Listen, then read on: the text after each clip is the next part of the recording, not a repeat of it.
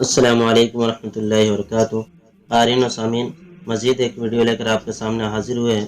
امید کرتے ہیں کہ آپ کو یہ ویڈیو پسند آئے گی۔ عنوان ہے روزے کے مسائل میں سے قے یعنی الٹی کا ہونا۔ اگر روزے کے دوران بلا اختیار اور بلا قصد خود بخود قے ہو گئی تو روزہ فاسد نہیں ہوگا، چاہے قے تھوڑی سی ہو یا زیادہ ہو۔ اگر اپنے اختیار سے قے کی اور منہ بھر کر ہوئی تو روزہ فاسد ہو گیا۔ اگر اپنے اختیار سے قے کی اور منہ بھر کر نہیں ہوئی تو روزہ فاسد نہیں ہوگا۔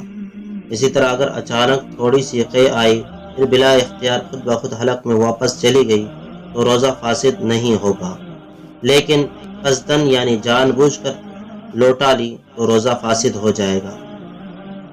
اگر قے منہ بھر کر آئی اور ایک چنا کے برابر یا اس سے زائد جان بوجھ کر اپنے اختیار سے واپس لوٹا لی تو روزہ فاسد ہو جائے گا۔ اسی صورت میں قضا لازم ہوگی، کفارہ نہیں۔ اگر کسی کو قے ہوئی اور وہ سمجھا کہ میرا روزہ ٹوٹ گیا اور پھر قصدن کھا پی لیا تو روزہ فاسد ہو جائے گا۔ ایسی صورت میں قضا لازم ہوگا، کفارہ نہیں۔ جزاک اللہ۔